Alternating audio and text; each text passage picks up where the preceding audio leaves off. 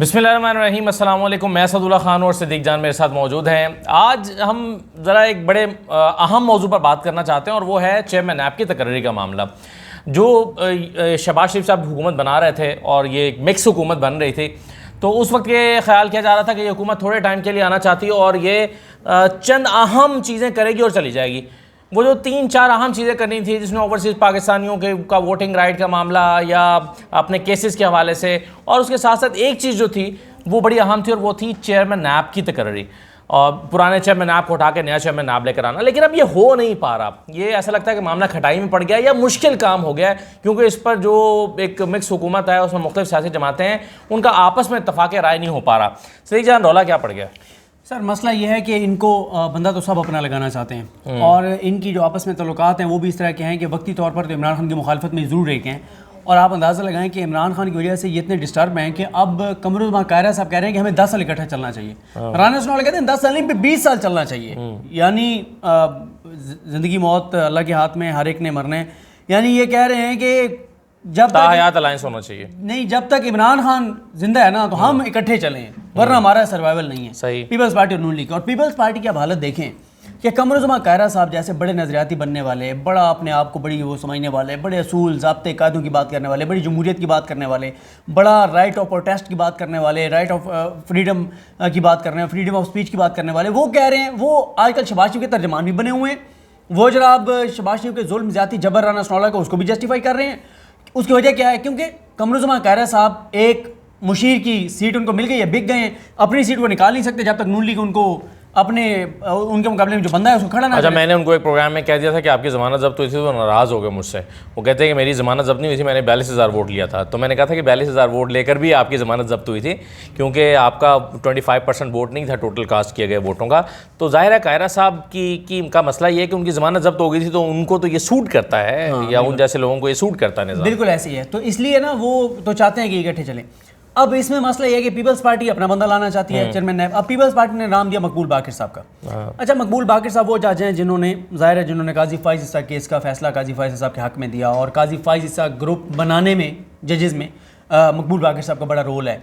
और अगर उनकी कोई क्रेडिबिलिटी थी भी, अगर कुछ लोगों की नज़र में उनको क्रेडिबिलिटी थी भी जिनकी नज़र में, तो इससे ज़्यादा उनको डिसक्रेडिट करने के लिए और कौन सी बात हो सकती है? आसिफ अली ज़रदारी करके हमारा एहतसाब ये बंदा करे।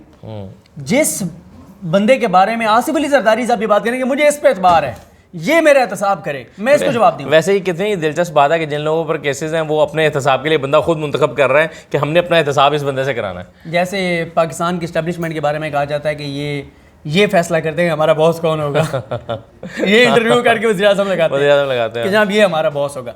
तो इसी तरह से ये फैसला कर रहे हैं कि हमारा एहतसाब किसने करना है। अब ये मकबूल बाकिर साहब का नाम दे रहे हैं। अच्छा, मकबूल बाकिर साहब का ये है कि वो शदीद एंटी इस्टेब्लिशमेंट ज़ाहिर है काजी फ़ाइज़ ग्रुप और वो सारे मामला। अब ये इस्टेब्लिशमेंट का भी, और ये मैं नहीं कह रहा, नजम सेठी साहब जो मरीम नवाज़ साहिबा के अंकल हैं, अंकल नजम बहुत कहती हैं, वो अंकल नजम ये कह रहे हैं कि शहबाज शरीफ कोई भी तकर्री GHQ से पूछे बगैर नहीं करेंगे, और ऐसी अहम तकर्री अच्छा, अब इसमें यहाँ डीजी जो है वो एक शहर का डीजी जो है वो मर्जी के बगैर नहीं लगता, तो चेयरमैन नैब चेयरमैन नैब बिल्कुल। यहाँ तो भाई आपने डीजी तो बहुत ऊपर की बात बता दी है। यहाँ पे तो जहाँ पे इंटरेस्ट होते हैं वहाँ तो SHO उनकी मर्जी के लगते हैं भाई कि ये SHO होगा और ये होगा और ये चेंज नहीं हो सकता।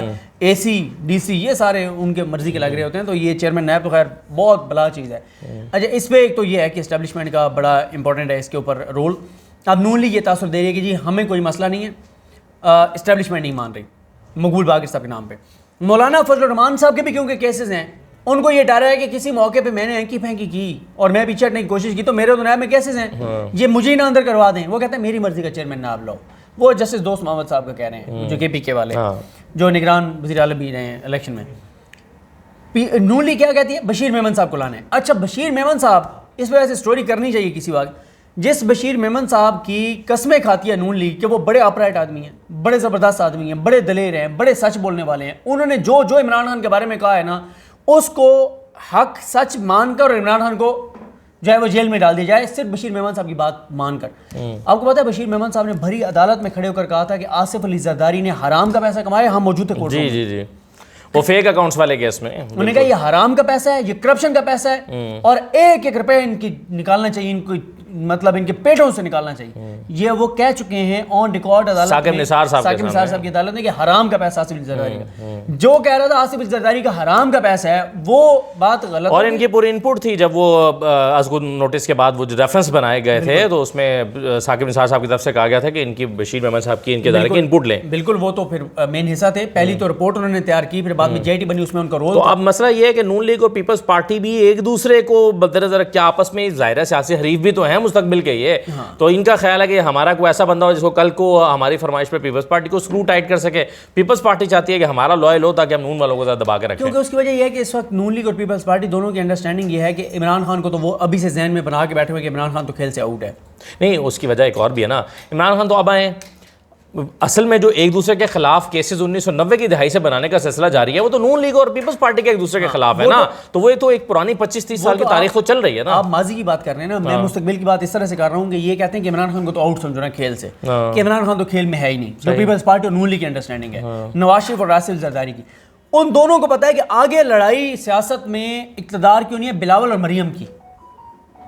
तो ये दोनों भी तो आपस में आगे ना, क्योंकि वो इमरान खान को तो आउट करके बैठे हुए हैं। वो कहते हैं जी यकीन दहानी कराने वालों ने, फैसला साजों ने, जिनके हाथ में सब कुछ है, उन्होंने कह दिया इमरान खान को तो आउट समझो ना यार, तुम आपस में करो, ठीक है, बज़ाहिर मुकाबला होगा, ये उनका कॉन्फिडेंस है। लेकिन मैं अब इसमें एक और पहलू भी है, वो ये है कि ये तो सबकी ख्वाहिशात हैं।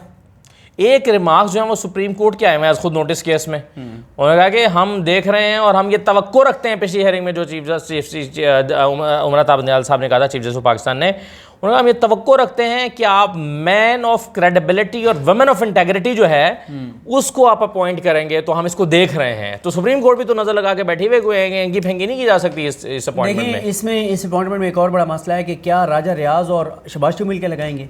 जो राजा रियाज कह रहे हैं कि फिलहाल मैं तरीक़े इंसाफ में हूँ, ठीक है, और अगले टिकट में नून लीग का लूँगा। नहीं, इसमें तो एक बड़ा मसला हो सकता है। क्या? नून लीग कहे कि जी ये बंदा लगाना है, राजा रियाज साहब कहेंगे नहीं मैं तो नहीं मानता। ये इस बात के भी इम्कानात है। इतनी उनकी औकात होती तो फिर था क्या।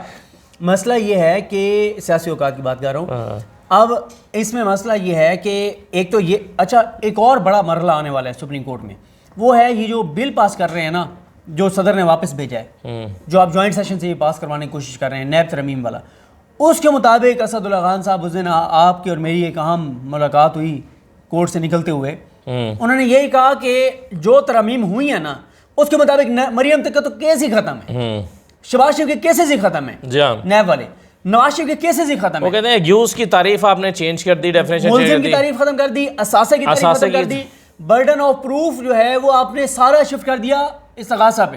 नहीं, लेकिन ये मामला मुझे लगता है सुप्रीम कोर्ट में जाएगा, आपको नहीं लगता? ये अभी तो सदर ने वापस भेज दिया, जॉइंट सेशन होगा, अप्रूव हो जाएगा, बिल बन जाएगा, कानून बन जाएगा, लेकिन ये सुप्रीम कोर्ट के पास वापस जा सकता है, क्योंकि ये मामला तो सुप्रीम कोर्ट जा सकता नहीं है, जाना चाहिए, सुप्रीम कोर्ट को टेकअप करना चाहिए। यही वजह ये सुप्रीम कोर्ट के खिलाफ बयानियां बना रहे हैं कि सुप्रीम कोर्ट हमें काम नहीं करने दे रही, ये सुप्रीम कोर्ट का काम नहीं है, वो सुप्रीम कोर्ट का काम नहीं है, ये इसलिए पार्लियामेंट का काम है, इंटरवीन न करें, इसलिए सुप्रीम कोर्ट के ऊपर दबाव बढ़ाने ने पता है कि मामला सुप्रीम कोर्ट में जाना है। और भाईजान, ये सुप्रीम कोर्ट में क्यों नहीं जाना चाहिए कि मुल्जिम बैठ के फैसला करें कि हमारा एहतसाब कौन करेगा, अपने केसेस, कन्फ्लिक्ट ऑफ इंटरेस्ट और क्या है।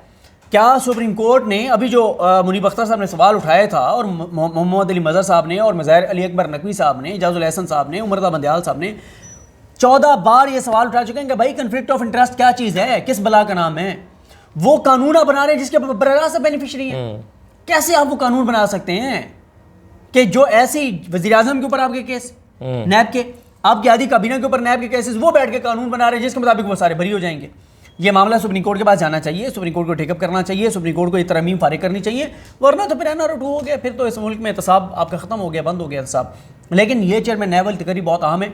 ये वो काम है जो 3 इन्होंने करने के लिए इक़्तिदार लेना चाहते थे, उनमें से एक जो मरकज़ी नुक्ता था उसके ऊपर, तकर्री के ऊपर भी, और जो आगे जाना है कवर नहीं जाने, ये एक अहम मामला है। ये 2 मामला हैं, यानी आप समझें कि 3 कामों के लिए ये हुकूमत आई थी, उनमें से 2 काम जो है वो 2 इक़दाम खतरे में इनके पड़ गए, एक जो तकर्री करेंगे और एक जो इन्होंने कानून पास किया। यानी इसका मतलब है जब तक ये नहीं होंगे तब तक ये हुकूमत बरकरार है, नहीं ये जाएंगे नहीं ना फिर। ये जॉइंट सेशन, ये जॉइंट सेशन है मेरा ख्याल है, आज क्या है, 8 है, कल या परसों है, कल है मेरा ख्याल है, कल जॉइंट सेशन है। जॉइंट सेशन में ये कानून बनाएंगे, कानून जब बनाएंगे तो ये मामला फिर सुप्रीम कोर्ट के पास चला जाएगा।